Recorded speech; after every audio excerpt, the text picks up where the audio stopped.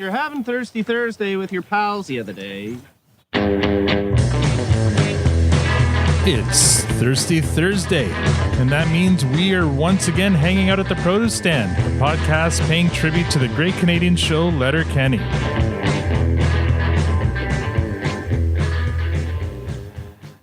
Now, I know what you're thinking. There are many other podcasts about Letterkenny out there, but this one comes with 200% more co-hosts. I'm Al, your host, and joining me in the room, as always, is the lovely Tanya. She's back to being lovely again. Oh, thank you. And online we have Squirrely Matt, the vicious Victor, and coming back for his regular season recap appearance is the host of the How Are You Now podcast and PodScure, and the producer and occasional stupid white guy from the Boondocks podcast. Make some noise for Dean Giles. How are you now? How's everybody doing? Wow. How's that for an intro? Is that okay? Getting through another week. Yeah, I mean, we fail the intro every time, so at least we're consistent. All right, well, How are you now? the Good, you? Good, and you? Not so bad. There you go. Deadly. The lineup for today will be, let's see, Dean, Matt, Victor, Tanya, and myself. So, Dean, how's your week? Or you know what? Well, it's been a few weeks since we had you on, maybe even a month or so. What's been going on with you? Is anything interesting going on down in the States? I feel like we're missing out on something. I don't know. We're trying to eject an orange. That's one of the things we're trying to do. An obese turtle? Obese, flailing, upside down turtle. Yeah, that was a good one today by That was excellent. Anderson Cooper. You can always count on him for some good ones. Man. Yeah. But but you know, it's Georgia is looking, I mean, within under 2,000 votes separating them, which, you know, midnight of election night, it was I want to say it was like over 300,000, if not more, in Georgia. So they've closed that gap quite a bit. It's obviously all fraud. So of course, that's how this works. I mean, they're not going to stop the vote that's going on in Arizona that's going more Trump's way, because that's not fraud. But they should stop it in, was it Michigan? Is that where it was? Yeah. They tried Michigan first, but that one's done, been called. Now they're trying to stop it in Georgia and Pennsylvania, which they did stop it for a bit in Pennsylvania. They had to kind of jockey some stuff around, but they've since moved forward, and the gap is getting closed even more so in there right now. I mean, granted, it is farther apart, and it's there's like 40,000 ballots, but difference. But there's a lot more left to count of the mail-in ballots, which are in heavily Democratic counties. Yeah. Mm-hmm. I mean, it really is from a Canadian perspective, everyone is invested in this thing. We know the impacts that the U.S. has, on us directly, but even the world. And it's sadly to say, it's a train wreck we can't look away from as well. Like, I'm really hoping the outcome is how everyone, I hope in this podcast is feeling the same way. But it's just unbelievable to think that there's still so many siding with this man. Yeah. It's mind blowing. Mm-hmm. I mean, as I tend to do, I get in arguments on the internet. No. I saw a couple of them. I was approving of them. Yeah, I don't hold back. Yeah, there was some fella who was responding to I don't know if it was Joe Biden or to Kamala Harris, either one, and talking about bringing some change in the future, and this guy was like, "Nope, I'm doing all right, thanks." And I'm like, "Yeah, you're doing all right. So am I. I'm doing great. I'm a white, cis, straight, heterosexual. Everything's fine for me.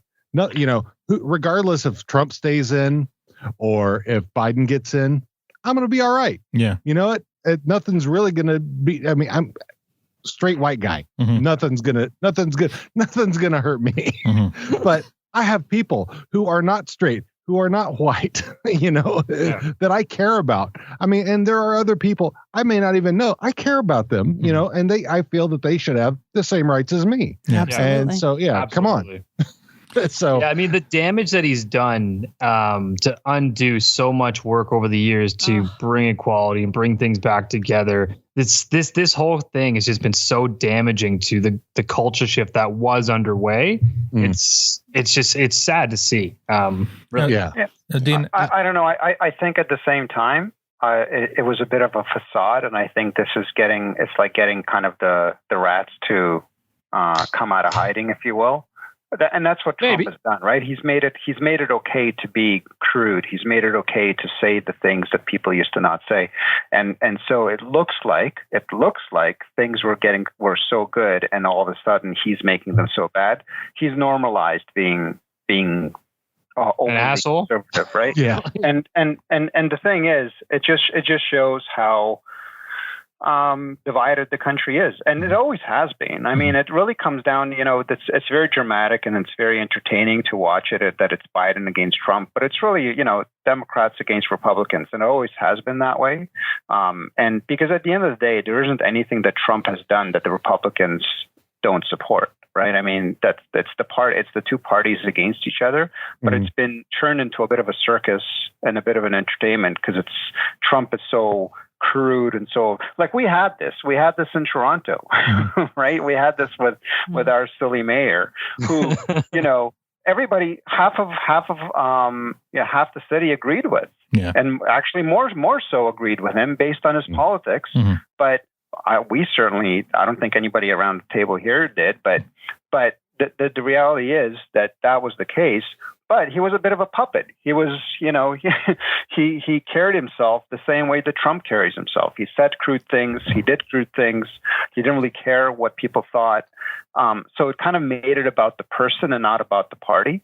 But the reality is, it is about the party, and it is about the policies. It is about the beliefs and morals and all that kind of, and the values. And that's why that's the thing about this. It's like, it seems like it's such a bad thing, but in the grand scheme of things, looking back at this 10, 15, 20 years from now, I think it's good to know who your neighbors are. I think it's good to know who thinks there's good people on both sides, that kind of thing. Yeah. So that's just kind of my, No, you're not wrong at all. I mean, the division, I mean, and I don't have an issue. I mean, because like even in that first debate, I mean, if people got on Biden for, calling Trump a clown. I'm like, no, he was being a fucking clown. It's okay to call him what the fuck he is. Yeah. Call a spade a spade. Yeah, exactly. Come on, man. Shut up, man. Yeah, exactly. That's what I fucking would have said too. I would have probably said more. I can be the nice debate guy, and I'll do that until you're a fucking asshole, and then I'm coming after you.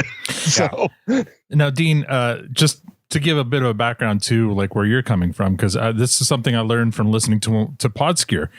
You were in Desert Storm. You served. You were in Iraq. Yes, Iraq, Kuwait, Saudi Arabia. Yeah. Wow, that's crazy. How one tour, two tours? What did you? Just one tour. I was in the Gulf War, which was that didn't last long. I mean, we got the job done. You were in the first one. Unlike we tend to do these days. Right. So, I mean, you're coming. I mean, you served. You're a patriot. Yeah. You're everyone that a Republican claims to admire. I mean, Trump, who says you're a sucker.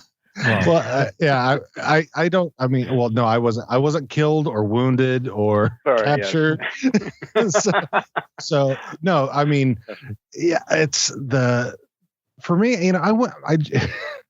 I'm not a big fluffer of military folks. I mean, a lot of people do it, and good for you. I mean, you didn't have to.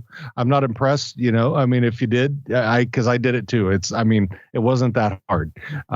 Because there are things that are in the military that are definitely difficult. I mean, if you're going to be a Navy SEAL,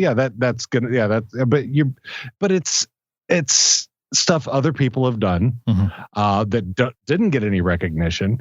I mean, these are things that we do.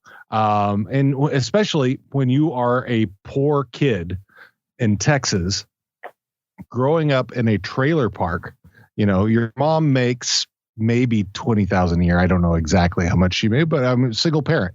And dad pays little to no child support or anything like that. So I was kind of on my own. And so, I had nowhere to go. And so I wanted college money. So that's why I joined the military. That was my reason. Wasn't out of any sense of duty or anything like that. But it was, I wanted college money. And that's what I think a lot of people do. I mean, and so think of it, I'm a poor white kid. I mean, there are much more disadvantaged minorities who also only have that as an option.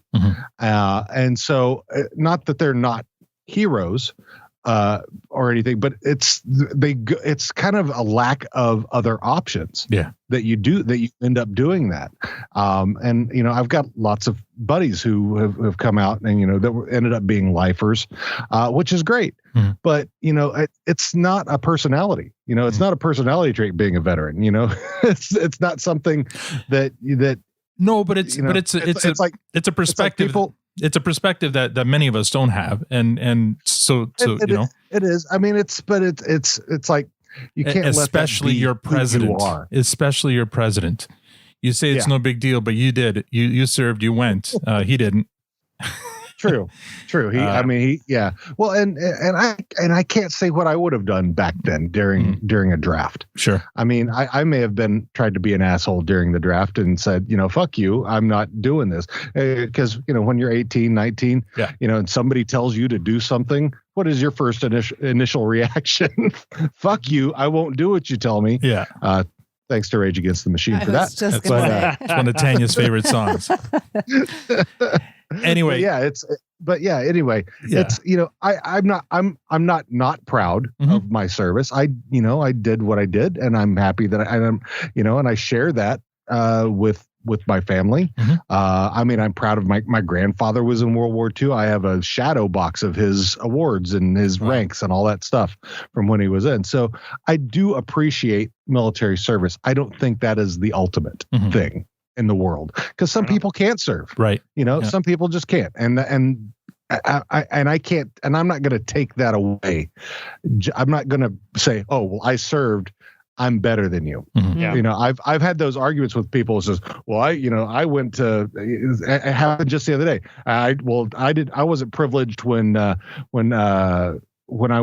joined the Marine Corps and went off to fight in war. I said, yeah, I wasn't either when I went off to the Army and joined and fought in war either. But here we are, I said, because I'll throw that right back at you. It's not a big fucking deal. You did it and I did it. We both signed up. We did our thing. And it's I appreciate it, but I'm not going to let that be who I am. Yeah. It's not defining you. Yeah. Right. Yeah. Exactly. So I appreciate it, and I share the camaraderie with the brotherhood and the siblinghood out there, and that's great. But I'm not going to let that define who I am. Well, thank you. Well, I appreciate that you served. We appreciate that you're here and that you joined us again after joining us last time. We had a really great time, and we're happy to have you here. So let's go on with our weeks. Matt, how was your week? Oh, I mean, it's been the longest year this week, but aside from everything going on around us, it's been a fun one. Well, actually, it's funny that I'm going to table this here. So, I've got 3 kids. I think everyone on this call has kids at different ages. I think I probably have the youngest, and my oldest just turned 10.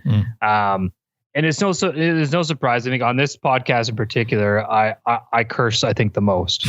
Fair enough. I think I'll just declare that. I think fuck. Well, I think fuck is like the most versatile word in the language. Well, I agree. It can literally be used to portray any emotion that's out there, from the deepest of hatreds to the most exotic of ecstasies moments. So it's such a versatile word, but I don't condone it for children. Right. Which is fair. I think most would agree. We don't condone it. And I try my best not to curse around my kids, but my son, who's 10, has found a loophole. And at first it was kind of cute and I laughed, but he's using it so perfectly now that I'm not really sure whether to be impressed or mad at him. So he's replaced the word fuck with fluff. All right. And he does it without, like, he'll be playing video games. He'll be like, fluff. Like, what the fluff? fluff off, like, and he uses it so perfectly, but he's not swearing, so I'm not mad. But I'm like, well, is this like a gateway drug? He's not saying the word gateway drug. He's not saying the word, but he's swearing. When my kids were still in places where they had to sit in the back of the car, they had booster seats or whatever, and I would have, if somebody ever cut me off or was an asshole to me in traffic, I would try to make it so that I could pass them, and I would roll down the children's window and have them both flip off the person. Oh my gosh. Oh, so I'm doing it wrong then. Awesome. See, I would just crack up laughing if kids did that to me. It's hilarious. I mean, it's shocking when some dickhead who's trying to really angry and they see some 5 and 7 year old fingers going up at them, and I'm just laughing my ass off. That's amazing. That's great. But the thing is, my son doesn't swear in front of me. I mean, even though he could, I don't give a shit. He's about to be 18. My daughter tomorrow will be 21. Yeah. Yeah, and yet it doesn't bother me. What's the funny thing about this whole thing though is he started using the word flip, but his mother. So my older kids and their mother and I are separated, but their mother didn't like the word flip. She actually thought that was bad. So he started using flip and then adjusted it to fluff after she told him not to use that one. So this has been an evolved process. But now he's landed on fluff. When you have a chance, look up Mafia Babies, because I don't know if you've seen that. It's 2 twin babies, and they're having a conversation like twins do when they're babies. And somebody overdubbed it with a conversation like it was something out of a mafia film. Awesome. Yeah. But instead of saying fuck, they say fluff. So it's oh my god. I mean, is this on YouTube? Because he watches the fuck out of YouTube. Yeah. It's on YouTube. It probably came out 10 years ago. You'll find it in his favorites list. Yeah, exactly. He's already seen it. Dad, that's so old. Victor, how's your week? My week's all right. As you know, we're battling our own orange over here that we're trying to keep alive. How's Pumpkin? So that's Pumpkin, our cat. She's the size of an orange, and no, she's the size of a pumpkin, but she's the color of an orange and a pumpkin. Anyway, so she's still, fighting. She's going to go see her doctor tomorrow. We'll see what the prognosis is. But yeah, so she's still with us, and we're still trying to give her a good quality of life. And I bought a model train. Of course you did. We were off trains. Oh my god! So this is like a real toy train. A real toy train. Yeah. All right. Oh my god. Okay. So wait. as opposed to a video game, it's an actual one that you build. So when I was living, you've leveled up. Yeah. Yes. So when I was living back in the Soviet Union, I had a giant train set collection, which I obviously couldn't take with me. And so, that's always been one of those things I wanted to revive, and it starts with a set. So I got a set, but the set is from 1996. It's still it's packaged. It's supposed to arrive in a couple of weeks. So I have no idea if it's going to run or not. So that'll be fun. We'll see we'll see how it goes. So I'm looking forward to that. Once again, Victor, your idea of fun is so different. You know what, Victor? I have to share with you our favorite stop. We go for a walk. We have a circuit with the kids that we do, and there's a house over across the way. Anyways, and they have a train set in the front yard. And the whole front yard has this little track, and then they have the garden, and then they have the little people, and they have the little, house and stuff, and it has like nice gravel, and it's beautifully done, and it's our favorite place to walk to and admire the train set. You need to do that. That'll be Victor's house one day then. You need to level up to that. Look, I'm not going to lie to you. Remember the show Silver Spoons? I was so jealous that he had that train going through the mansion. That was the coolest train. That's accurate. That was my favorite part of the show as well. Yeah. So, anyway, I'm looking forward to that. Speaking of swearing, I'm going to share a video with you guys on our Twitter page. Right. Where it's about a 5-10 minute long video of this somebody driving through some city in Russia. I think it's a fire that they're driving through, and for 10 minutes you'll hear some of the most poetic, articulate swearing in Russian that you will ever come across. And most of the anger is not towards the fire, but towards the guy in front of him who is failing to signal on a turn. Yeah, it's one of those brilliant things. Does it have subtitles? And witness. Is it subtitled? You know what? I'm not sure that you could subtitle it because it's Russian swearing. When you start to piece it together and it starts to get a flow, it's really and a rhythm. It's very, very hard to translate because it has its own kind of thing that it does. But maybe we'll do a group viewing or something like that. Are the swear you words speak Russian? equivalent? Yeah, I do. Oh, okay. Yeah, Victor grew up in Georgia. Well, grew up. You were there until you were 8, was it? I was there till 8. Yeah, at Tbilisi, Georgia, not the American Georgia. So, are the swear words in Russian equivalent to the English versions, or are they completely different? That's his point. He says very poetic. It's next level stuff. It's next level. Really next level. Yeah. And do you guys have like a go-to? Yeah. Yop tvoyu mach is a big one. I apologize if I offended any of our listeners. Oh, wow. Okay, so give us a definition, I don't think we've reached Russia yet. Like, what would that? No, but we have reached Norway. We have reached Norway. That. Yeah. Well, now we're going to get Russians for sure. So what would that be the equivalent of? Like, just kind of define what you said. It's like a girl part or like a boy part. Well, that one I think loosely translates to "F your mother," but it sounds crude in English. It's a lot more poetic. Right. It sounded fine to me. Anyway, right. so I'll share it when I get a chance. Speaking of swear words, I have to. So in Portuguese, the word for a knife. Yes, is faca. Is the F word, really. Well, like if you're not paying attention to what's going on in the room. Yeah, that was my loophole when I was a kid. I'd say faca, and my parents would look at me and say, "What? Pass the knife." So that was my. So they don't use that word. My buddy Anthony Pacheco in California will get a kick out of that one. But yes, there's a few of those. The best Portuguese word is Kia make. What? And that's Kia make. A Kia make, which is a Kona. Oh, right. Oh, so there's a fun story. So when we were in Portugal, I asked for the bill, but I reversed the T for an N and asked the waitress for her parts. So the word for Portuguese word for allegedly cunt is allegedly. Portuguese word for cunt is Kona, and the Portuguese word for bill is conta. So if Tanya forgot to drop the T and ask the waitress for that. But the funny thing is here, the joke here is there's is it a Nissan or a Kia car? It's a Kia. Is it a Kia? Called the Kona? And I feel like that's a good argument for more diversity in companies, because if there was anybody who spoke Portuguese in that company, they would have known better. They should have known better. I feel they did know better, and what kills was a wise guy. Maybe. So anyway, Tanya, how was your week? Busy. So much going on. Kids, school, house. We've got the paint up. We've got the pot lights. We're moving right ahead. Month of November is going to be busy and just cabinets come on Monday. We're very excited. Yes, it's coming along. Getting there.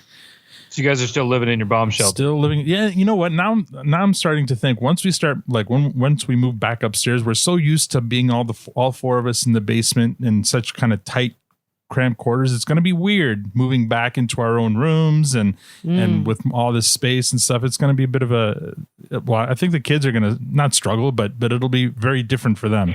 Being separated for sure. I have big plans to put the giant gazebo.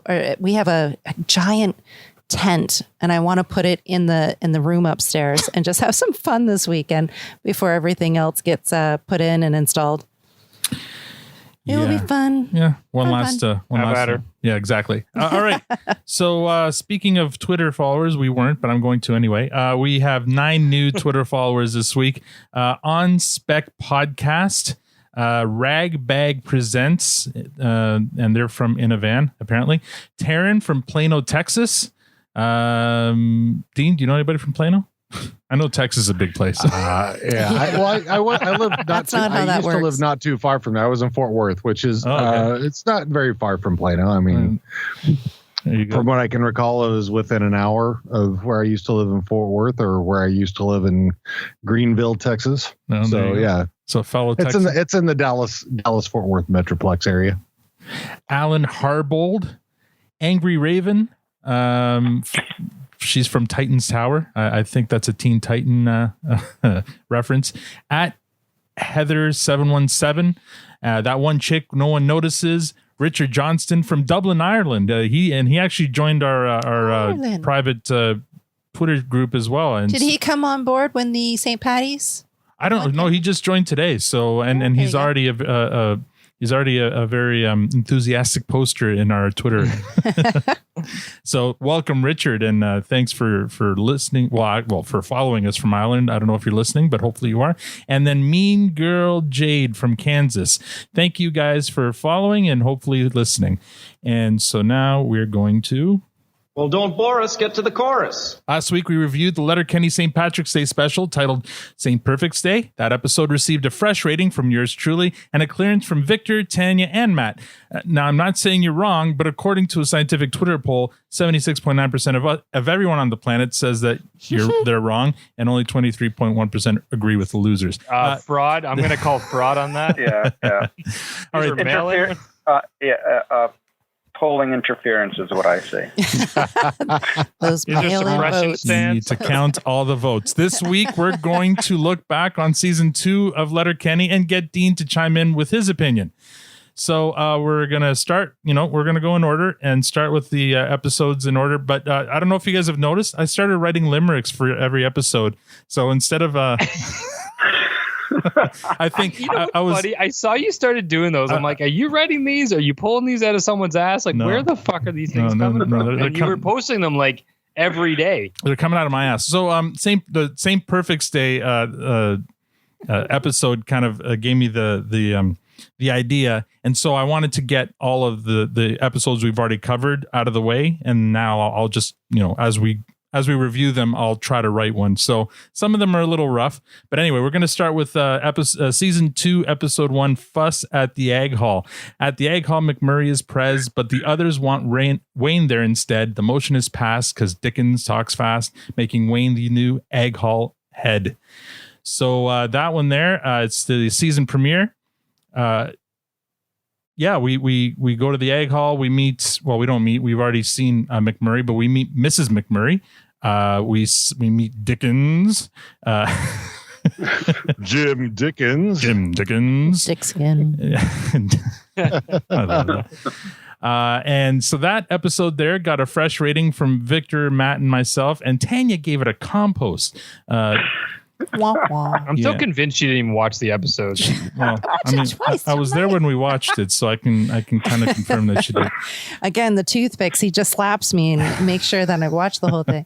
The scientific might have been an out of body experience. Scientific Twitter poll agreed with us. 100% said that we were right and Tanya was wrong. That's right. Dean, do you recall this episode, and what are your opinions on this episode? Why do birds suddenly appear every time I auctioneer? I love this episode. Anytime Jim Dickens is around, you've got me. Because there's no slim pickings for Jim Dickens. It's Chekhov, the Chekhov's gun rolled. I was born this way. Stuart, I was born this way. Yeah. Gosh. Man, if fucking 10 ply, but the fight with Tyson, the rematch. So it was on. Yeah, there were a lot of memes. It was a solid season start, man. A lot of memes came from that episode for sure. Totally. Did you notice I shared a link to a Rogers commercial that the actor that plays Dickens is in? Oh yeah. Did you guys see that? The Rogers commercial on Twitter? Yeah, he's Alex McCooey or something like that. McCooey, yeah. Tall guy, tall, thin guy. So I'm going to assume then your rating for this one is a fresh. Oh, totally. Completely fresh. Yeah. Can we assume that yours is a fresh for all? I was just going to say that. You're generally excited. It's not until Victor, are you in a hurry to go to bed or something? Like we've got to fill a fucking half hour right away, like, man. Seriously, man. Dude, it's been a stressful day. Do better. In the U.S. All right. Do you have somewhere to be? You got to go back to your model train or something? Oh my gosh! There are 2 new routes waiting for me, but God. I'm a patient man. It doesn't sound like it.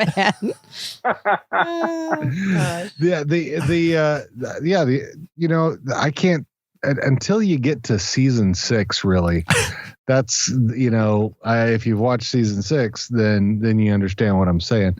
6 and 7. Kind of, that's, but I loved up, I'll definitely say up through 1 through 4, 5 hit or miss in some spots, but season 1, 2, and 3 are fucking. Mwah. Well, I bet you Victor and Tanya will both love seasons 5 and 6 because I can't wait. I'm on the edge of my seat waiting. They seem to go against all of the really popular episodes. I'm thinking back to like Super Soft Birthday. Matt and I loved it, and like the majority of the Letterkenny. We've had zero alignment on this. How can you not love Super Soft Birthday? I mean, that's like everybody who is a Letterkenny fan has a Super Soft Birthday party. Yeah. I mean, that is just like, you have to. You know what? I don't feel bad at all for my ratings because you guys have left me in the dirt before with my solid fresh, and you guys were all like, compost. Oh, you were so excited about that too. And we just shut you down. You did. So I don't feel bad at all. So like zero. Let's talk about that one. Episode 2, the election. Here's the limerick. McMurray's piss ass spurs an objection, calling for a proper ag hall election. Both make campaign vids with the help from the skids, but Wayne loses under Stewart's direction. So that one gets a fresh from Tanya, a clearance from Matt and myself, and a compost from Victor. And just for those of you following at home, Twitter agreed with Matt and myself, giving it a 60% gave it a clearance. Honestly, I'll say this. Not one of my favorite episodes of season 2. It's a good episode. I mean, I think they're all great episodes. So but there you go. This is, there's some. I think for me it was a bit too much hockey. I did love. I'll run along, Stuart, before I get bored of behaving. I mean, that was the rave at the end was that just at the end that part at the end with Wayne backing up Stuart. I thought was classic. Yes. Yeah, and I think we've all agreed in almost every episode, whether we liked them or hated them, there's been some key moments where we all agreed that was money. But then it's just the in between. Everything around it is where we've struggled to find any kind of agreement on. So, Dean, I mean, we're this podcast is a lot more critical of Letterkenny than your typical fan. I mean, podcast. honestly, I would give this. I would go clearance on this. Wow. But good. Honestly, this out of everything in season 2, this would probably be my least favorite. I didn't. And the reason I love that is because I think this is one of the very few episodes Tanya gave a fresh rating to. So she probably was so excited. She was so happy. This was a slam dunk that she'll get your support. I don't think the roof. I was so disappointed in all of you. Just I mean, crazy. There's some great parts. I mean, I love the shooting of the commercial and Katie doing basically the Carl's Jr. commercial. Well, which we weren't. I wasn't as familiar with that one as the WhatsApp that they also do. But upon reading other posts and realizing that that's a Carl's Jr. commercial. But I mean, it's. Yeah, you're right. It's it's a clearance. I think it's still a good episode. So I mean, all this comes with the disclaimer that Victor put so well. I think during the St. Patrick's Day episode, we love the show.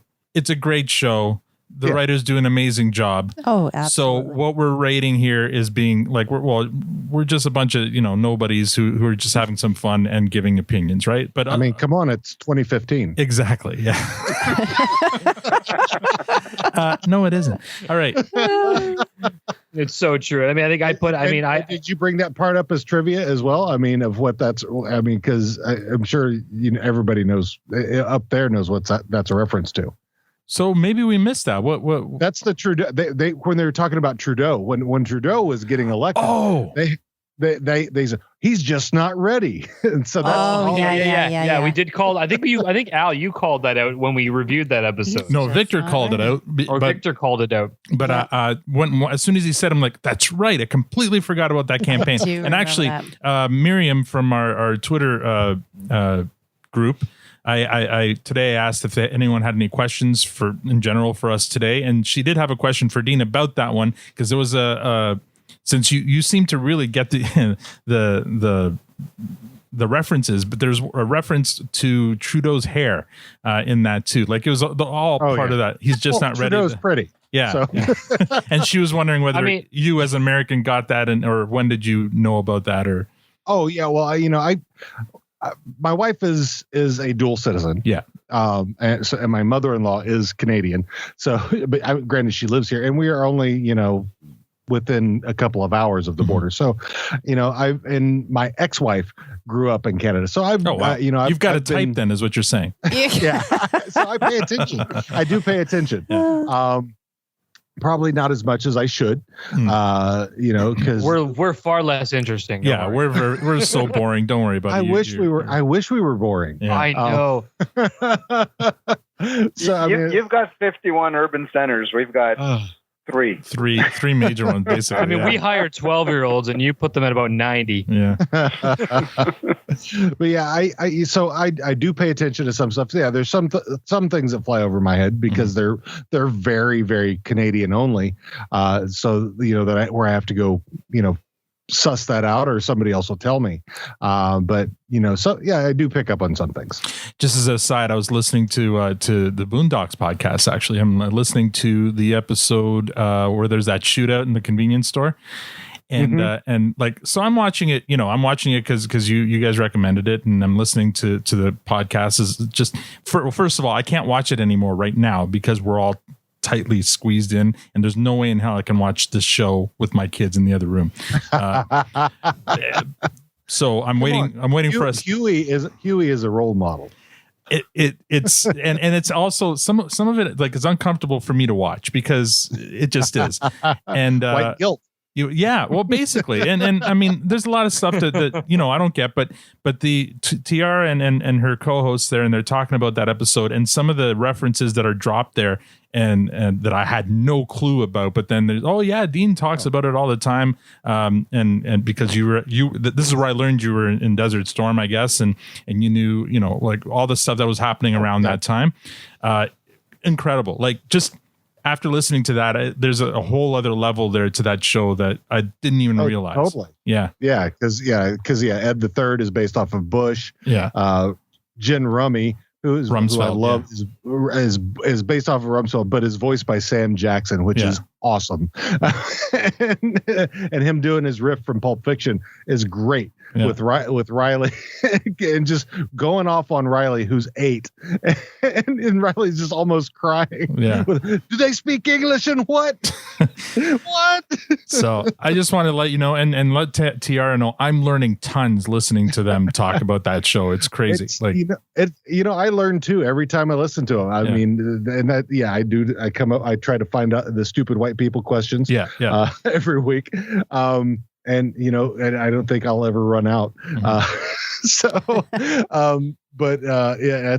It's learning from people who live a life that is patently different from yours just because you can't live it. Yeah.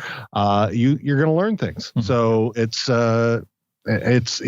it's great. And even them, I've had some uncomfortable moments with them who have not necessarily, who've disagreed on some things where they've almost, it's like, oh, it's tense. I don't like this. Yeah. I mean, even the between the three of them, they're coming from completely different points of view, even between the three of them. Like, Tiara being kind of she's multiracial and Canadian, and her co-hosts coming. I forget now their names. So MJ, she's born and raised in Central California area, kind of rural. Yeah.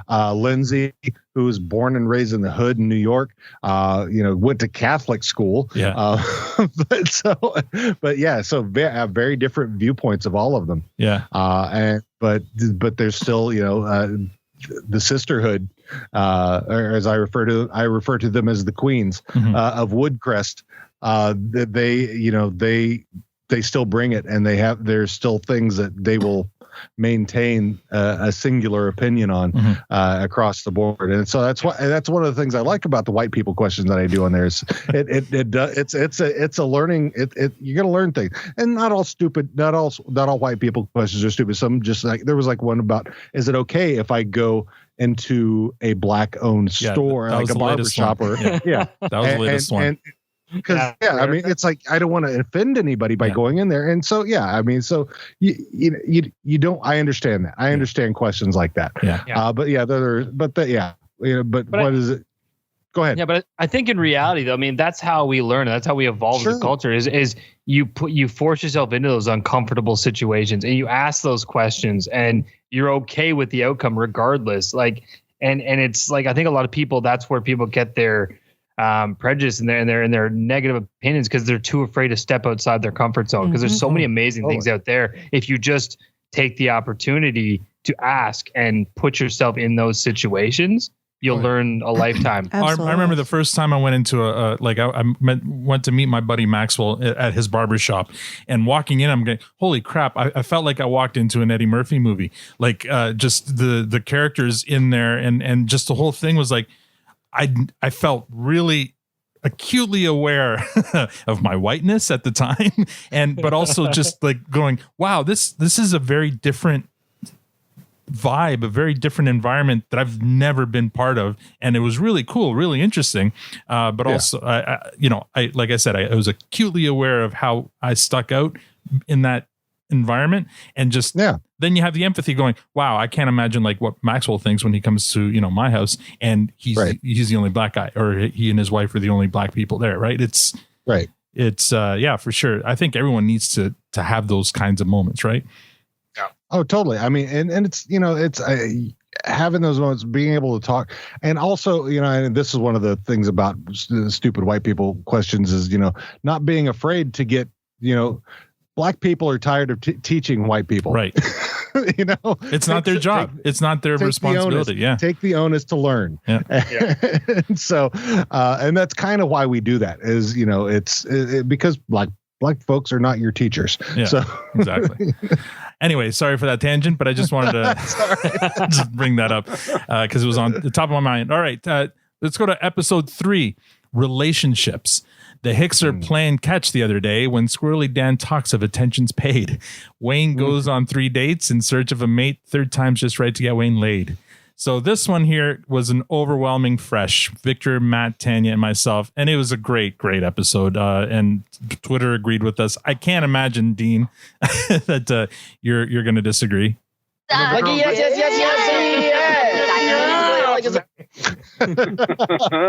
yes. Yes. Yeah, it was a great. Yeah, I love this episode. This, gosh, talking about, getting attentions paid to your butthole, and then and Wayne's uncomfortableness with the psychiatrist. The feminist psychologist or whatever she was.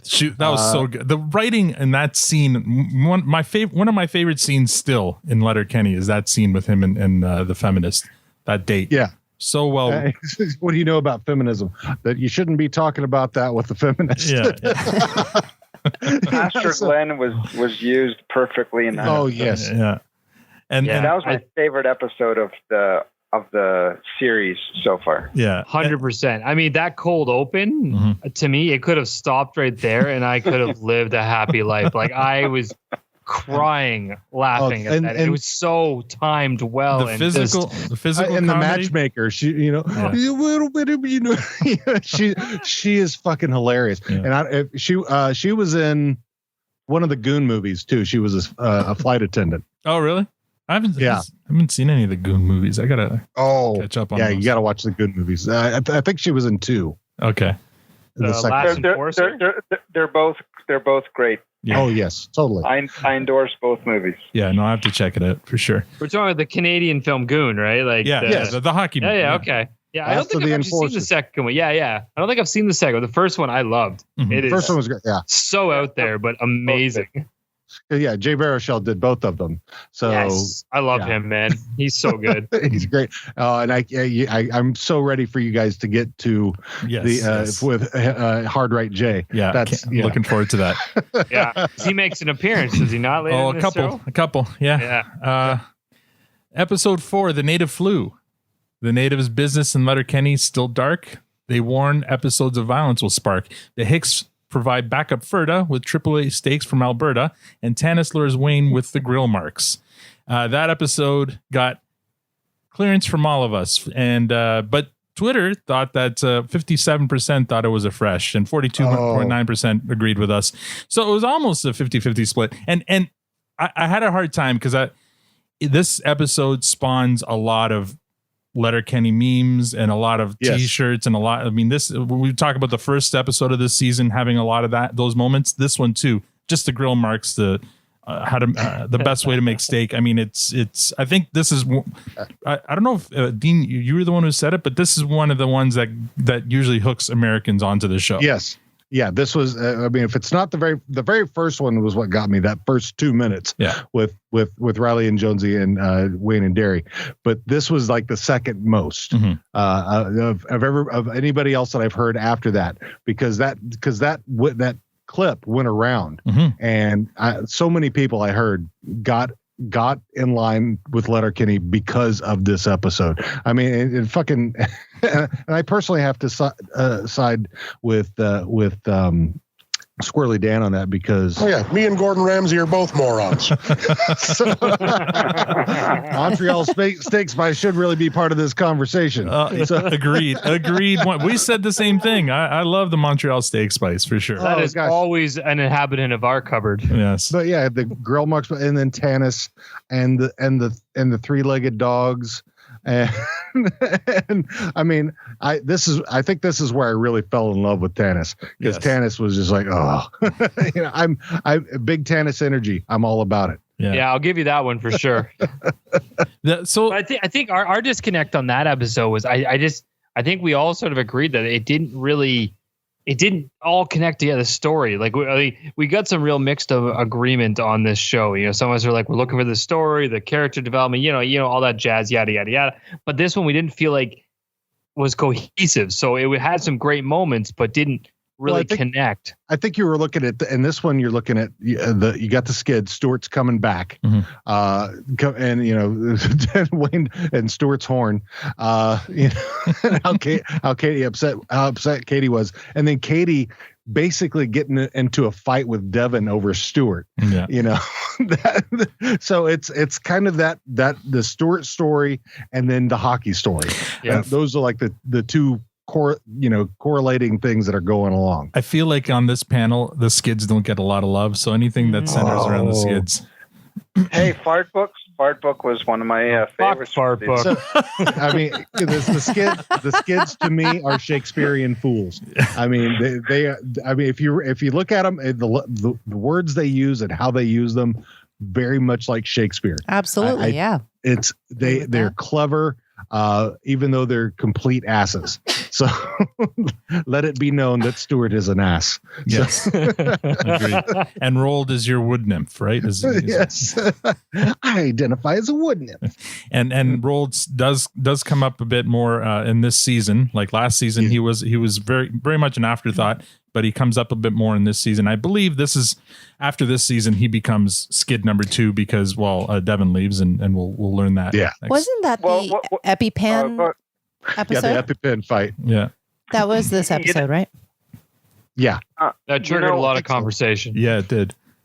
I was surprised because I heard that how this was Roll's coming out party or season, and I haven't seen it. I didn't see that. No, I think there was a little bit more of him, but not to the point that he would ever say next season was his coming out. No, next season is his coming out season. This season he had a bit more, and he coined his Sturt, like everyone, whenever you see STRRT with an exclamation mark written anywhere online, that's somebody trying to mimic Roald saying Stuart's name. Whenever you see anything that looks like a large phallic symbol, that you'll see Stuart. That's Roald talking about Stuart and the size of his penis. But yeah, next season when Devon leaves, that's when Roald goes into Spoiler. Nah, it's not a spoiler. It's pretty well known. I mean, there's no story. I don't know it. It's not pretty well known. No, but there's no story that explains his leaving. He's just not there next season. So he's not killed off. He's not killed off. I'm not spoiling that. He's just not back. All right. And so Native Flu, Dean, you're giving it a fresh? Yeah, totally. All right. Episode 5, Uncle Eddi's Trust. Uncle Eddie was a really good guy. Left Wayne and Katie money when he died. How to spend it was a question, so they asked for suggestions, but just end up partying outside. So this one here is the first time we get like an adult on Letterkenny, kind of. I mean, there's a few members of the Ag Hall that are older, but they don't say anything. So and I guess there's Tanis's father. He's older, but that's the only kind of representation of anyone older. And so apparently Uncle Eddie was Mr. Letterkenny. He was the mayor of Letterkenny for so many years, and he died. And what was Wayne and Katie's response? He was a really good guy. No, it was stuff happens or anyway. They say something very. Yeah. Oh, what was it? Oh man. God damn it, I forget. Yeah, I'm not remembering right now either because I was trying to look through my notes from back when I did it. So, to find out. But yeah, So, well, anyway, we don't need to worry about that. So, here's the thing about Matt's ratings. He hates standalone episodes. He hates concept episodes, and this one here is like season 2's Fart Book. So, if Fart Book was their statement on. Their statement on social media. This one here is their statement on reality TV. I fucking loved it. I love. No, you didn't. Well, you didn't love it. I loved their statement. I really because I agree with it 100%, and I like the way they did it and the whole Dragon's Den concept. I thought was really, really smart. What did you think, Dean?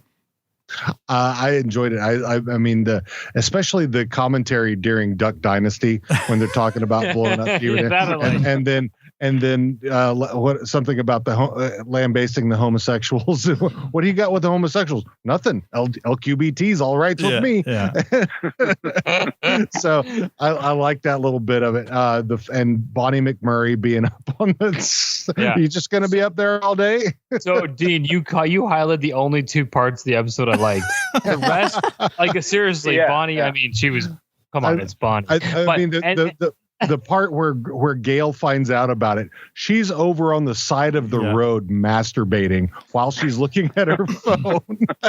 See, that makes more sense to me. I was like, how is she peeing up, standing up? That's what I was thinking.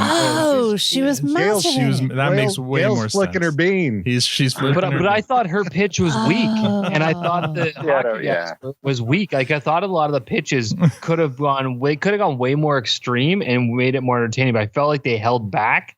See, so that's what this. They're just a bunch of critics, Dean. Just a bunch of critics. Yeah. So for me, I agree with that. And then they blow it at the end by not saving the bar. That was my. I thought that's where this was going for sure. They ran out of booze. They spent $5,000 on booze and then ran out of it. Yeah. So. Yeah. No, I don't know. It felt like okay. Whatever. Yeah. It felt like there was an opportunity there. It had nothing to do with the thread of and there are some people who are just like that. They like the standalone stuff for the one-liners. I mean, I like them both. I can appreciate both of them. I mean, because there's still some of both in each. Yeah, So I mean, because you're learning about Uncle Eddie and how he's such a great fucking guy, and then later on during the Halloween episode where you find out more about Uncle Eddie and Gail. Yeah, don't spoil that because we haven't. That would spoil it then, would it? Yeah, that one. I don't have an issue with the standalones.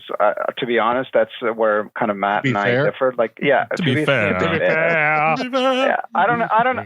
If the writing's solid, who cares? Give me a bunch, as many kind of one-offs as you want. It's for me. The issue was that there was several skits. Only 2 of them really hit the mark.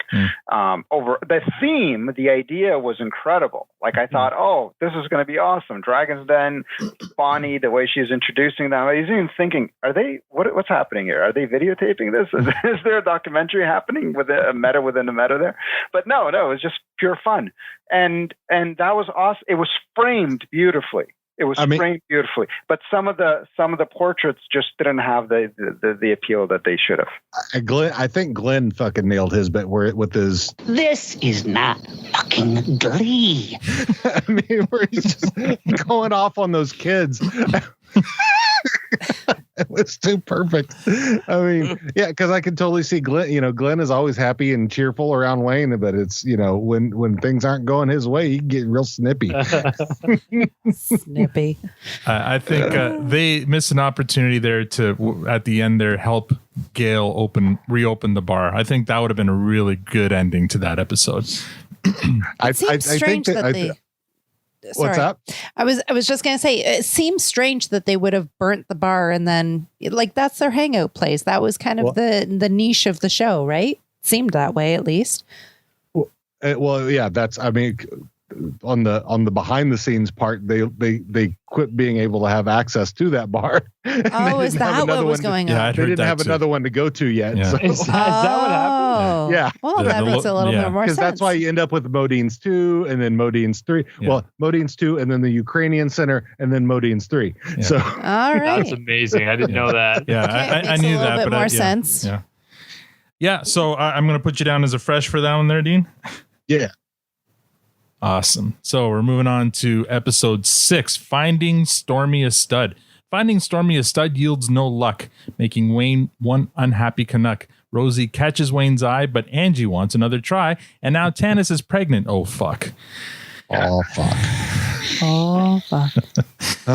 So the season finale, Finding Stormy a Stud, and this is where we meet Rosie. So this one got a fresh from Matt, and Twitter agreed with him. Clearance from Tanya and myself, and a compost from Victor. And this is inexcusable, Victor. I don't understand this at all. But I think I made a good case for my rating. I disagree. But anyway, glad it's you, not me. Let's hear Dean's view on this one. Rosie, I love. Clark Bacco, I think she's amazing, and she gets even better as the series goes on. Mm-hmm.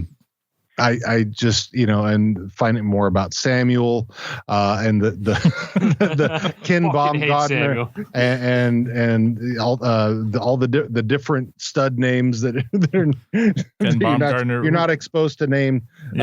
Give dogs human names. And then I think my favorite part was Fun Deep Dick Digger wouldn't be the ends of the world. So I know what I heard my friends JP and J-Dub talking about Fun Deep Dick Diggers one time. I love that you come with your own clips, Dean. You're awesome. I appreciate that. I really appreciate that about you. Because I still have all of them from when I originally did, and then I want to get my favorite ones from each episode for you guys. Thank you. Wow, he's more prepared than we are, man. It's true.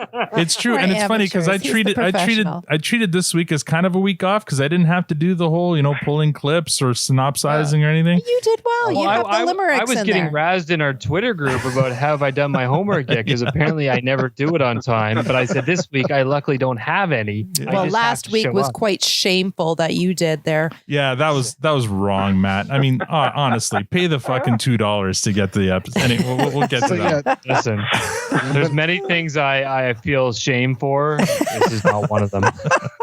but the hockey players and Glenn being the Messiah character for them. Listening to your episode on this, you got you catch things that we don't. But you guys made the really cool observation in every one of those scenes with the hockey players and Glenn is always higher up than Riley and Jonesy. In every scene, he's in between them and higher up, just like a father figure or maybe a god or whatever. So it's very, very interesting observation you made there. And just those scenes were, I thought they were amusing. Glenn trying to knock some sense into them, and they're completely like. And I was surprised that there was no other fresh. I mean, I do want to call it one thing. I mean, aside from the episode before, your scientific Twitter polling, whatever, typically agrees with me. So just saying that, but it was a fantastic episode, and I didn't understand. Especially Victor, you were just out to town on this one. Like, there's a lot of stuff in this episode that I mean, because I'm looking at all the bullet point items that I put in my show notes from back then, and I have a lot in this one. You pay way more attention to the show than we do. Do you research in order to get out all those notes, or what's going on there? Oh, it's when I go back and I listen to everything that we talked about, and then I just kind of go and I type up my notes as I'm listening. I put as I'm editing, I'll put it up to about 1.3 speed, and then just start typing. See, he does it too. He puts it to 1.3. I put it to 1.25. So he's actually worse. I'm a 1.5 guy for all the podcasts I listen to. Unless they have music in it, I listen to it at 1.5 speed.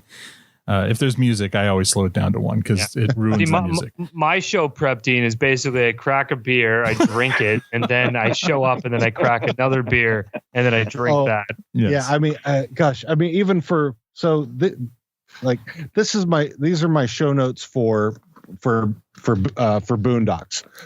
So I do stuff like this, for each show. That's crazy. Yeah.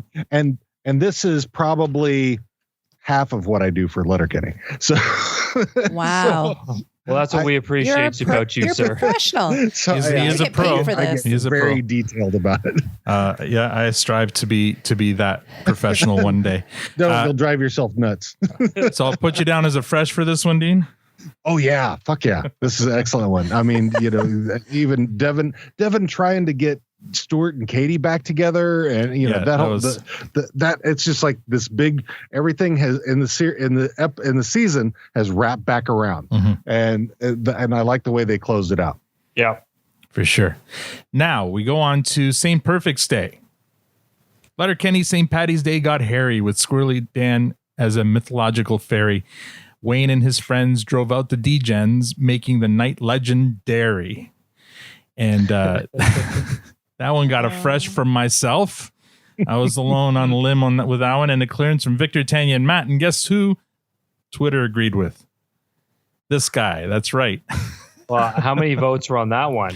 And how many votes? It conveniently left that element out. People. Shush. And how many were voting sober? Well, this is the impetus too for my limericks. So I enjoyed this episode, and I was looking. Maybe again, we went through this. I was probably looking forward to this one because I've seen all the seasons, but I have not seen any of the holiday specials. So this was actually my first taste of a Letterkenny holiday special. So it was my first time watching this one, and I enjoyed it. I believe I called that recency bias. Perhaps, you learn a new term and you want to use it as often as you want. Sure, Victor, I get it. But I still, it doesn't change that I enjoyed it. I loved Squirrely Dan as a leprechaun. I loved the storytelling in it. I loved Derry's dancing. I thought it was fun, and it was a standalone episode, but Matt said he'd allow it because it is a holiday special. Thank you, Matt, for that. That was my exception to the throwaway episode ruling. If it's holiday, it's okay. Yeah. Yeah. It had an Oscar-winning performance from Squirrely Dan. And that's you still only gave it a clearance. See, you're just a tough guy to please. I don't want to blow my load on the whole episode because of a great scene. You are spare parts, bud. All right. So Dean, what did you think? Well, then I shall be a poopy pants. No, actually, I enjoyed it. It is one of my favorite episodes. I think probably because it was this was the first holiday episode. So it was, it holds a special place in my heart for it being the first, and just some how drunk Derry got and how they had to remind him of, Sammy Sandwich versus Pitter Patty. Yeah. And that, and the Serbia, Disturbia, all that, the thing between Wayne and McMurray. So, I mean, and the stuff that McMurray knows, his trivia that's just sitting in his head, I don't know. I mean, whether it's about decorating, color schemes, whatever it happens to be, McMurray is a weird dude. He's a very weird dude. So, and so it was a great episode. I mean, it was kind of like, it was funny how when it was filmed, you could tell it was obviously not anywhere near St. Patrick's Day. So, and we also called out that it was this time of year. We also called that it was out of sync with the story, so it was truly just an add-on because it didn't align with what was going on that season at all. It really felt like because the hockey players at this point were already in the senior team. Yeah. And then you're back with the junior team. That are all providing the security. Yeah, it really felt like this one could have come out between seasons 1 and 2, really. Probably, yeah. And I wonder, and we were wondering this, and when we did our recap, whether maybe they had the script written and maybe even shot, but couldn't put it out for whatever reason until after season 2. Because, I mean, at the end of season 2, Katie's gone to the city. The hockey players are with the seniors. There's a bunch of different kind of things that don't line up, but and I think between season 2 and 3, McMurray gets his cut. He gets his hair cut. Oh yeah, a lot of talk about McMurray's hairstyle there. That mullet. Yeah, just I can't wait. I don't know what you guys are talking about. No, this happened in the St. Patty's Day split. His hat's off, and he's got a weird kind of mullet happening. He's got straight side head mullet. Yeah. Sorry, I thought you meant there's going to be a new haircut in season 3. I can't. There will be new McMurray hair. In the future. So I assume you give this one a fresh. I do give this one a fresh. Yeah, there's plenty in it that just makes you happy, especially when Katie and Mrs. McMurray sneak off to the bathroom together and end up coming out with each other's shirts on. So who saw that coming? Yeah, I mean, I guess this is the first indication of the kind of person Mrs. McMurray is, and I mean, we'll see a lot more of that later. But I feel like it was out of, for anyone who doesn't know the future, it would be a little out of character for her because you've only just met her. And even McMurray seems concerned he can't find his wife and Bonnie. Yeah. So, I mean, it was kind of a fun little thing there when they come out and they're wearing each other's shirts and Mrs. McMurray looks very pleased with herself, but Katie looks a little not sure of what just happened and whether she's going to regret it later, which is kind of a nice little detail. And it's funny, I just looked it up. So the season ended in December, so December 25th of 2016, but they didn't release this episode until St. Patrick's Day. So whenever they edited this or created it, they actually held on to it until March and then released it on the 15th. So to align with St. Patrick's Day. Interesting. Makes sense. And speaking of which, I read somewhere today that somebody said they heard season 9 was coming out in December. Now I haven't heard anything yet, and people are still waiting. I'm not unless there would be a huge announcement. Yeah, I think so. Because everyone's waiting for season 9 announcement, and one person said it, so I don't give it a lot of credit. But see, because I mean, usually, historically, it's Canada Day and Christmas Day. That's usually the 2 times that they release episodes.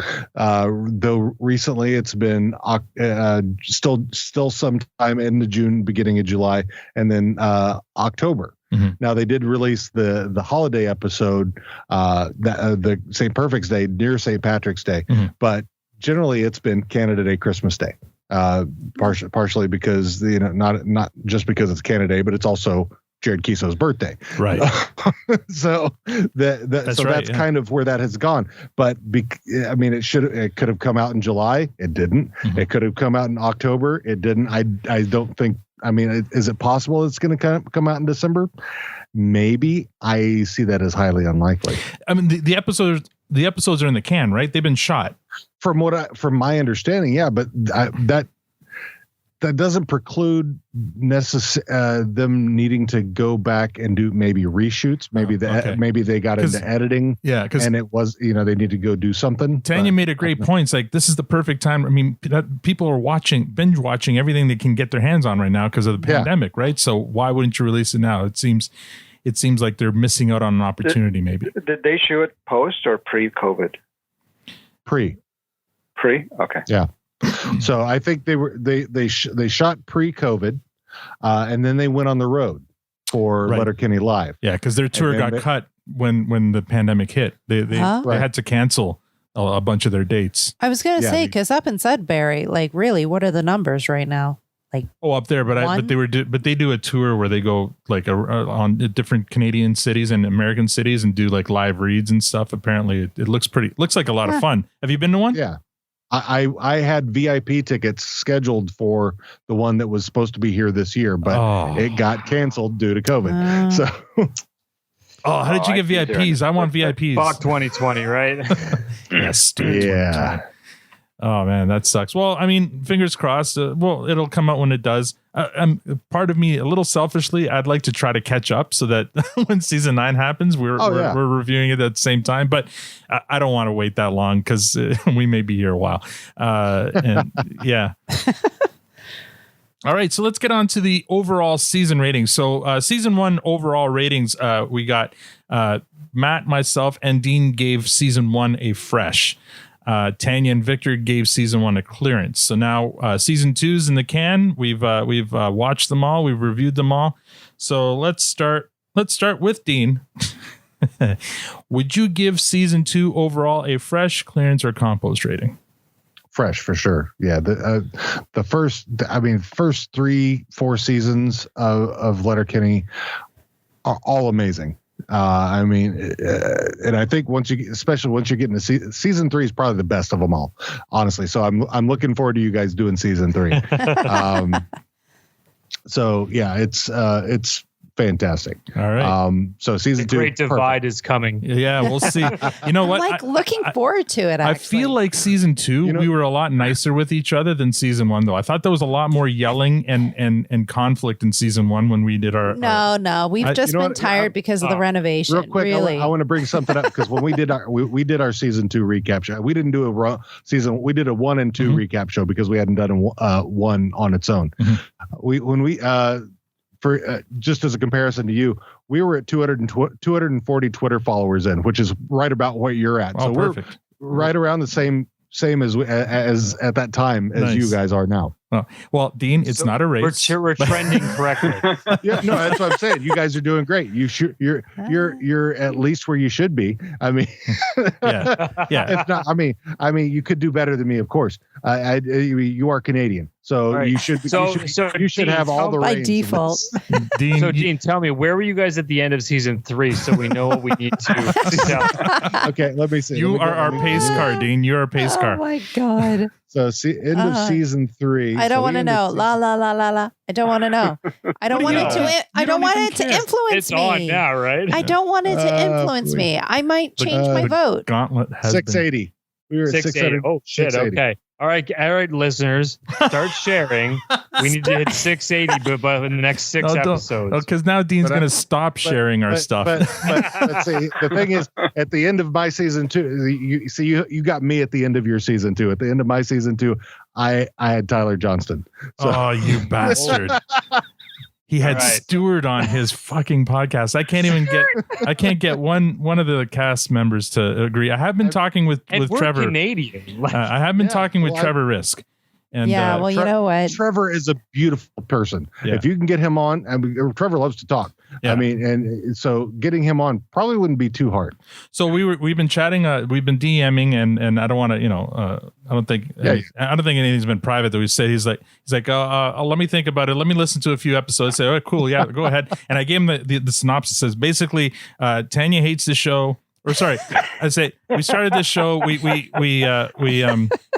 we review and recap the episodes. Then he came back to me and said, okay, let me get this straight. So your wife hates this show. Victor is hot and cold, and you and Matt love this show. I'm like, yeah, I think it gives a good kind of like conflict. He's like, I agree. I really enjoy that. And then he said, I'll get back to you. I'm like, okay, good. So, oh dear. Dear. Actually, I have to retract something. It was end of season 3 when we had Tyler Johnson.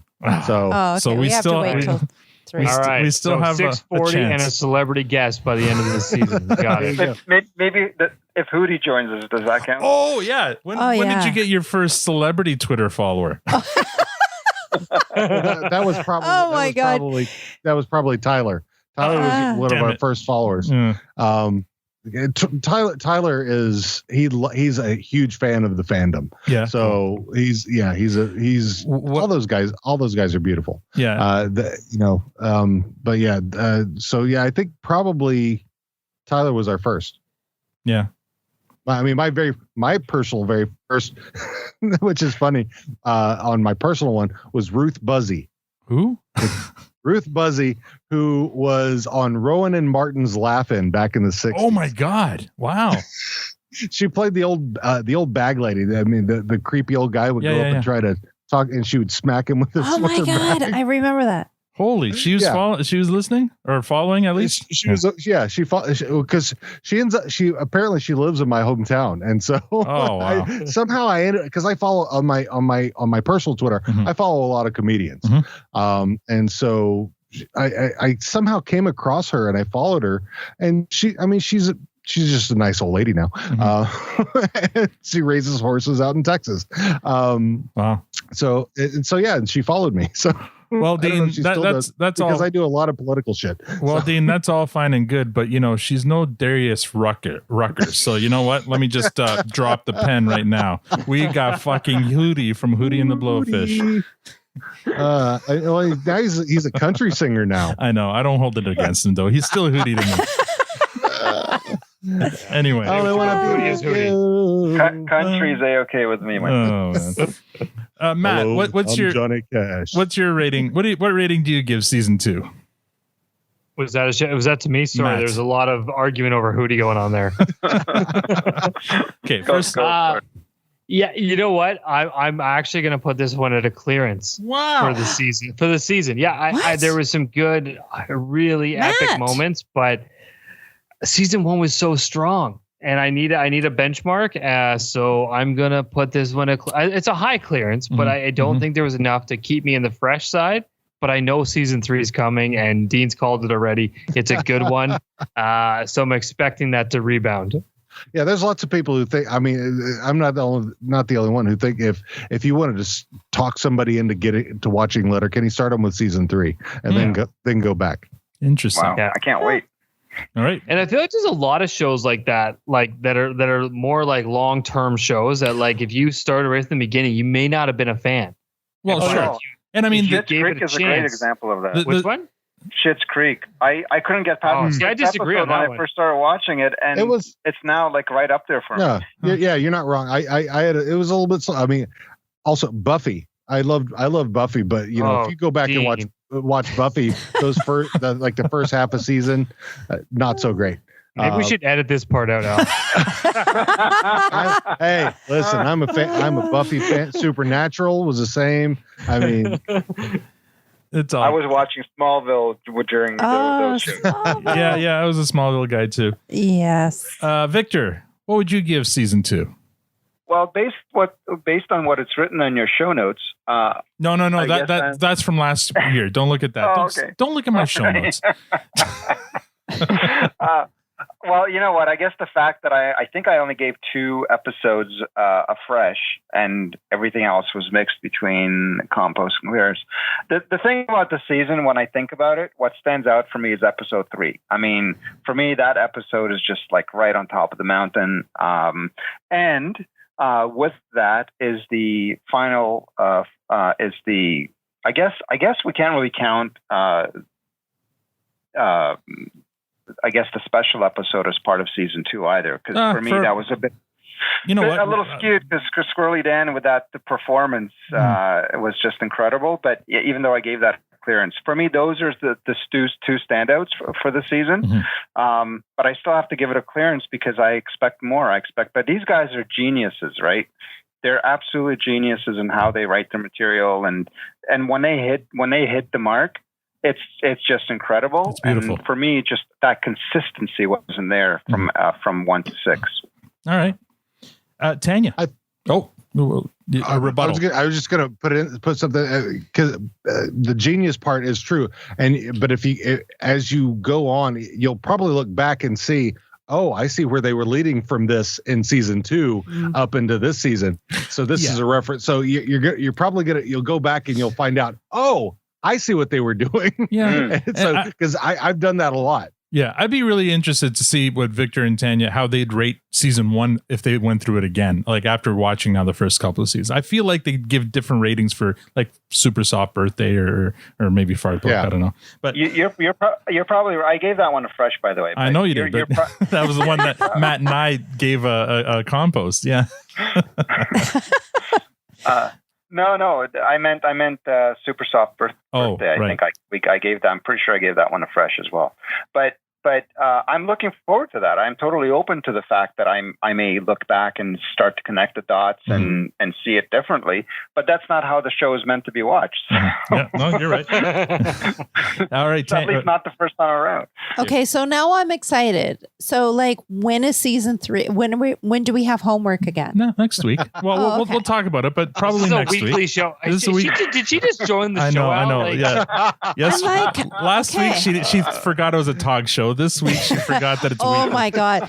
So did Alan reference yet? So Alan, we're sitting at breakfast and Alan's like, he said something about somebody watching something and on his way to work and listening to us. And I'm like, why are people listening to our private conversations? I'm like, that's creepy. I'm like, that's kind of creepy. He's like, I don't feel like you get what's going on here. Here's what's going to be funny, because this happens to us, is people who have just started listening to us will say, oh, I just started listening, and and they'll reference something we said 2 years ago. And I'm like, you're going to have to give me more context than that. Yeah. Oh my gosh. That's weird. I can barely remember what I said yesterday. I'm not a social media person. So I'm she very much understand the Twitter. I'm very much Wayne on this one. Very much. I really connect with him. Anyways, I don't follow. I do things just to be nice. I don't do it for recognition. Okay. So Clarence, I've had freshes, I've had composts. I think I'm Clarence straight through. For season 2, you're Clarence overall. Yes, sir. All right. Pick it up at Walmart. Yeah. It's got the yellow sticker on it. Does. Canadian Tire. Canadian Tire. Well, the only stickers I'm allowed to look at when I go shopping.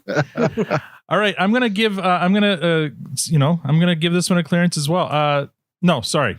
I'm not. I'm giving this a fresh. I'm giving this a low fresh. No, because I'm looking back. Wait a few more minutes. Wait a few more minutes. No. I'm looking back. It changes. It's just like the election. Yeah, exactly. Yeah.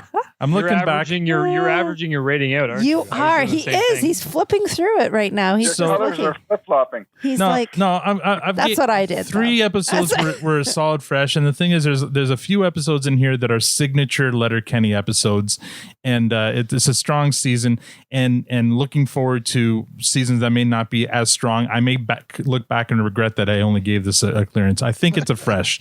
Wow. Yeah. That's some forecasting going on there. A little bit, yeah. It's I don't mean to jade anybody. Yeah. You know what? I hope you guys haven't hyped season 3 so much that I'm like, no, I know exactly what's going to happen. It's shit, Tanya. Don't worry. It's going to be shit. You and Victor are going to hate every season except for seasons 5 and 6, which you will love. 7. Season 7, you'll love. And 7, you'll love. And Matt and I will hate those. Yeah. I'm up for that challenge. Yeah, me too. Sign me up. I'm good. All right, just gonna move. We're going pretty long on this one. Favorite. Let's see. What am I looking at? Oh yeah, we got another Apple iTunes review. Oh, wow. I'd like to read it. 5 stars. Great podcast. Listen if you like the show Letterkenny. Great group of people sharing their takes on the episodes and keeping it interesting. Definitely worth the time to listen. Makes Fridays that much better now. That's from our buddy Josh Burley, not Berlin. Josh Burley. He's a good guy. He's a really good guy. Nice he's to a meet fucking you, Josh. guy, that Josh. Yeah, he's also on our Twitter DM group, and he's a frequent contributor. Isn't he the one who does the glamping? He Yeah.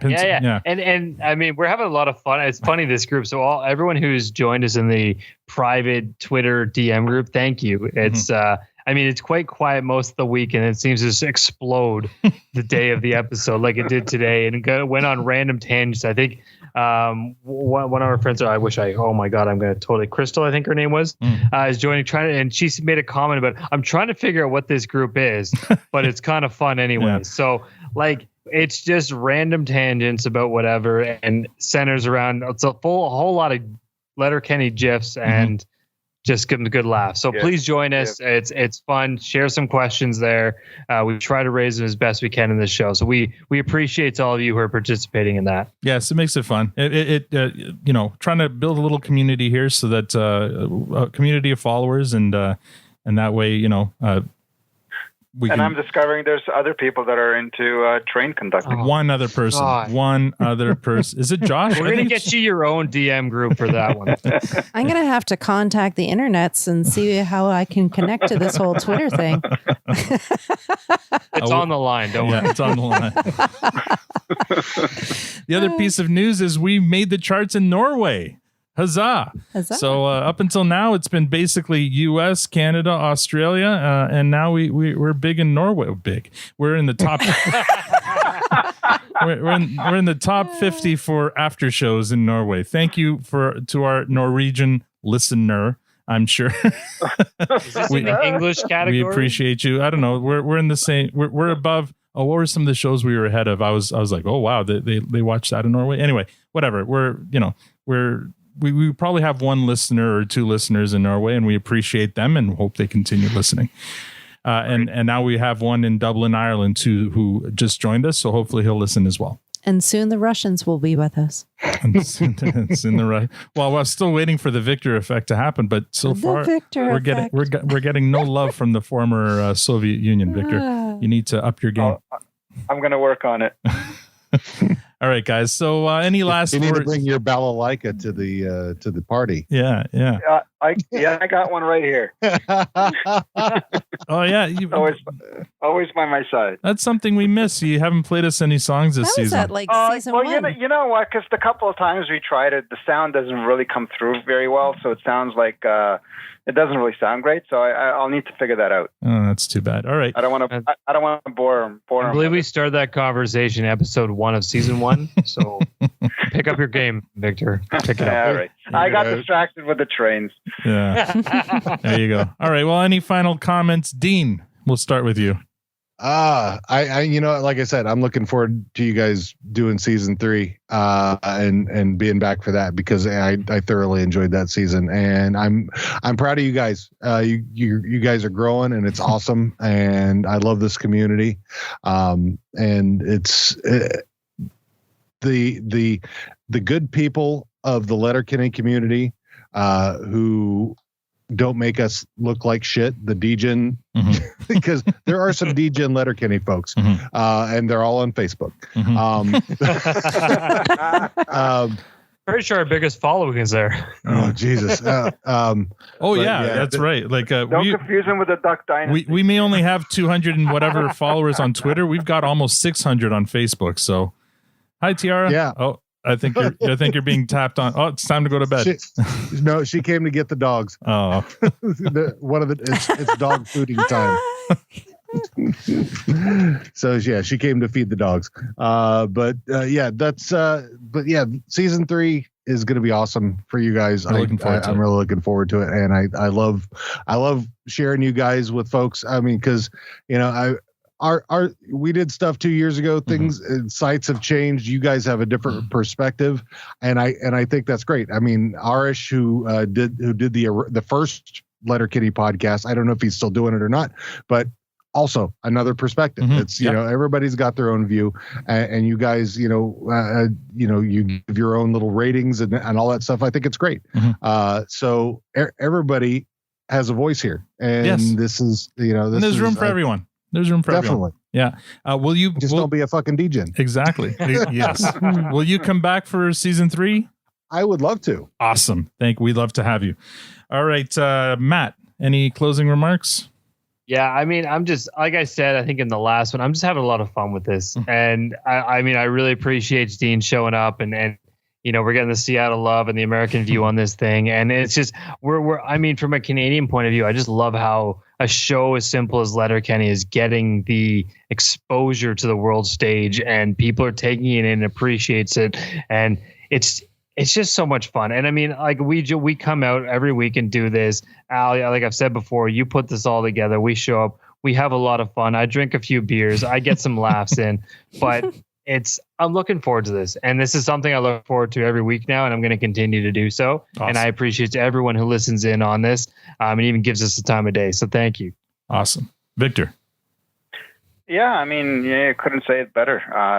It's something that's different, right? It's something that to look forward to. And, so many people are complaining so much about the troubles we're all going through, and with all the craziness and turmoil that's happening across the border, and I guess home for you, Dean, it's nice to have this show that's kind of about a bunch of hicks and friends that's so inclusive and lets you kind of forget for a moment about the kind of the Armageddon that's going on around us. So, and the fact that we're able to contribute a little bit to that, I think that's good as well. Yes. Amen. Agreed. Yep. Agreed. 10. You guys have said it so perfectly. Absolutely. Nothing else to say. You guys rock. Yes. Lots of fun. It's been fun. I appreciate you guys, this whole idea of doing this. I've always wanted to do a podcast, never knew how or what to do it on. So the fact that we landed on this, it's stroke of luck, not genius, luck. Dumb fucking luck. And finding Dean and having him being so accommodating. Thank you, Dean, for sharing your community with us. And thank you. Yeah. The only thing I want to challenge my panel here. I feel like I was saying this earlier. I feel like season 2, we got too nice with each other. I can be a dick. Don't worry. Well, I seem to recall Matt using the word "eat dick," eat a bag of dicks or something like that during season 1. I thought it was hilarious because there's a bit of conflict, and I think that's what we need more of that. I think we're getting too nice with each other. I've been too reserved. Yes. Note taken. I feel the conversation did get confrontational a little bit when I brought the trains to the table, but that's all right. Oh man! But confrontation on a train. It sounds like a movie. And if it's not, it's going to be. This conversation soon becoming a confrontation. There you go. So I'm going to play us off here with the Letterkenny closing theme. That's all we have for this episode. Next week, we begin our season 3 recap and review with episode 1, Sled Shack. You can find Dean's podcasts on Twitter at How Are You Now Pod, at PodScure, and at Boondocks Pod. You can follow us on Twitter at ProduceStandPod. Please rate us on iTunes if you like the show. We also invite you to visit our website, ProduceStandPod.com, for episode recaps and a list of our favorite episodes. Thanks for joining us. Now we're going to take a break from the election coverage and do something less painful, like, well, anything else, really, anything. On behalf of Dean, Tanya, Victor, Matt, and myself, have a great week.